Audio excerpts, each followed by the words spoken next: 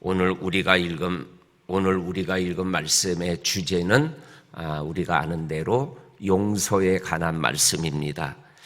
용서에 관한 이 말씀이 얼마나 중요한 말씀인지 예수님께서 제자들이 우리에게도 세례 요한의 제자들처럼 기도를 가르쳐 주세요 라고 얘기할 때 예수님께서 가르쳐 주신 기도가 주의 기도 아닙니까? 그 기도 내용 중에 용서에 관한 기도가 있는 거, 우리 주기도문을 외울 때마다 우리의 입에서 나오고 있는 신앙 고백이지 않습니까? 이렇게 예수님에게도 그리고 우리에게도 용서라는 것은 아주 중요한 주제임을 우리들에게 말씀하여 주고 있습니다.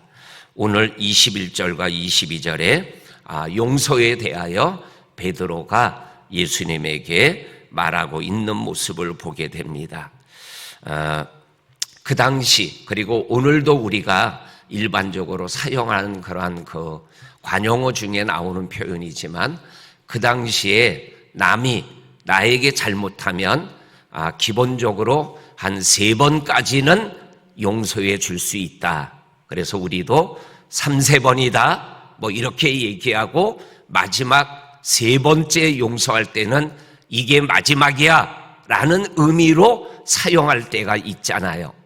그런데 베드로는 예수님에게 형제가 나에게 잘못한 게 있으면 내가 용서를 하는데 7번까지 하리까 이렇게 얘기하는 것을 통해서 어쩌면 이것을 예수님에게 얘기하는 베드로의 마음속에는 그 당시 3번까지 용서하는데 나는 7번까지 용서할 수 있습니다라고 얘기하는 베드로의 마음속에는 예수님 이러한 나를 좀 칭찬 좀 해주세요. 이러한 인간적 의도가 있는 그러한 질문과 답이 아니었을까 이렇게 생각이 되어집니다. 3번 정도 하는데 나는 7번까지도 용서할 수 있는 그러한 마음과 생각을 가지고 있습니다. 나 참 기특하죠? 이러한 의미의 질문이 되고 있는 것 같습니다. 그랬더니 22절에 우리가 아는 대로 7번뿐만 아니라 7번씩 70번이라도 용서해라 이렇게 말씀하고 있습니다.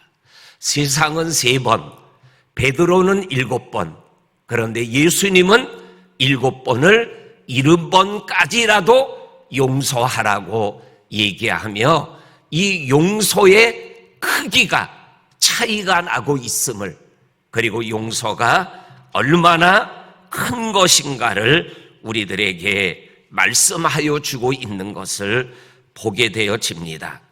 이 예수님의 답을 통해서 용서는 끝없이 계속 되어져야 한다라는 것을 우리들에게 말씀하고 있는 내용이죠.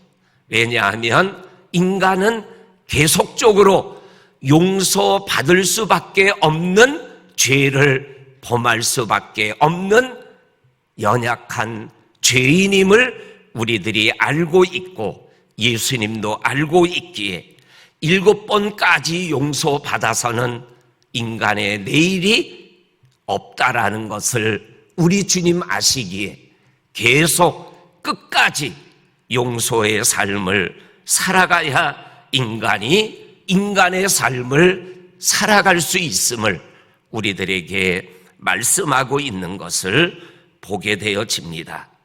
그리고 23절부터 35절까지는 이 베드로와 예수님과의 용서에 관한 주고받은 내용에 대한 설명, 비유가 담겨져 있는 것을 보게 되어집니다. 그 시작의 말씀이 23절인데 23절 말씀입니다. 그러므로 천국은 그 종들과 결산하려 하던 어떤 임금과 같다라고 말씀하고 계십니다. 여기에서 중요한 거, 용서를 천국과 비교하고 연결시키고 있다라는 사실이에요. 그 용서와 천국을 연결시키고 있는 내용이 오늘 24절부터 나오는 예수님의 비유에 관한 말씀이 되는 것입니다. 읽어서 다 알지만 결산하려고 할 때 빚진 자 하나를 데리고 왔는데 1만 달란트를 빚졌더라. 이 10,000달란트, 1만 달란트, 근데 1달란트가 돈으로 계산하면 20년 동안의 월급이래요. 그러니까는 10,000달란트는 20만 년, 20만 년 정도의 월급을 빚졌다라는 거예요. 그러니까는 상상이 되지 않는 빚을 졌다라는 거죠. 계산할 수 없는 빚, 그러한 빚을 진 종이 주인 앞에 와서 엎드렸던 거죠. 갚을 수 없는 돈, 이제는 감옥에 가서 죽어갈 수밖에 없는 돈, 그러한 빚을 지고 있는 이 종이 엎드려 간구하고 울며 내가 갚을 수 있는 데까지 다 갚겠습니다. 오늘 성경 27절에 보니까는 그 종의 주인이 불쌍히 여겨놓아 보내며 그 빚을 탕감하여 주었더라. 불쌍히 여기는 주인의 마음이 용서하고 탕감하고 감옥에 가야 될 그 사람을 감옥 바깥에서 살아가게 하였더라. 감옥에 갈 사람이 용서받고 탕감받고 그 주인의 집에서 나오다가 100데나리온 빚을 진 사람을 만나게 되었다.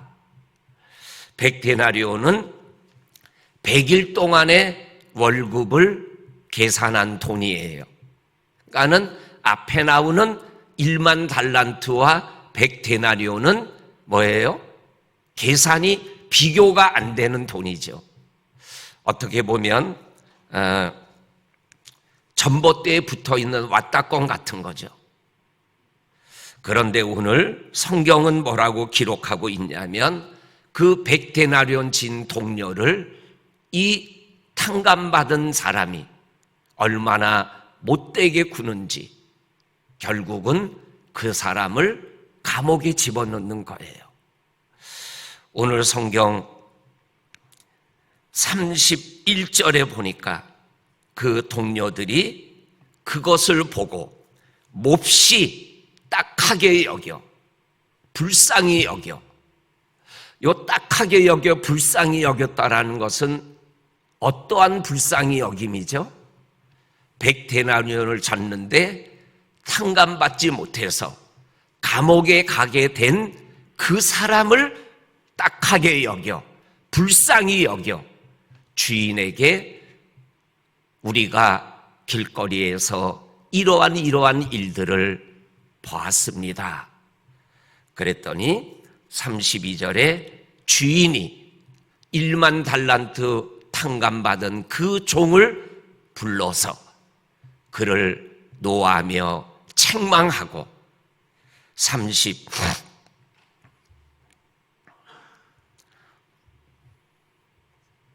35절 말씀에 보게 되면 33절 말씀에 보게 되면 내가 너를 불쌍히 여김과 같이 너도 내 동료를 불쌍히 여김이 마땅하지 아니하냐 이렇게 책망하며 네가 탕감받았던 그 빚 이제는 나에게 갚아야겠다.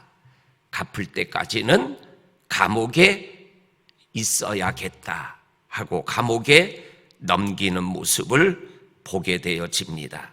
그러면서 35절에서 마음으로부터 형제를 용서하지 아니하면 하늘에 계신 나의 아버지께서도 너희를 34절에 나오는 탕감받았던 그 사람과 같이 대하리라 라고 말씀하고 계십니다. 여기에서 용서와 천국을 비유하고 있다 그랬죠. 탕감받고 옥에 갈 사람이 옥에 갔지 않고 나오는 게 천국의 모습이죠. 그런데 탕감받았던 사람이 탕감해 주고도 남을 사람을 탕감하지 못해서 옥에 갇히는 장면이 뭐예요? 천국에 들어가지 못하고 지옥으로 향하고 있는 모습을 우리들에게 보여주고 있는 것이죠. 오늘 이 말씀을 통해서 예수님께서 우리들에게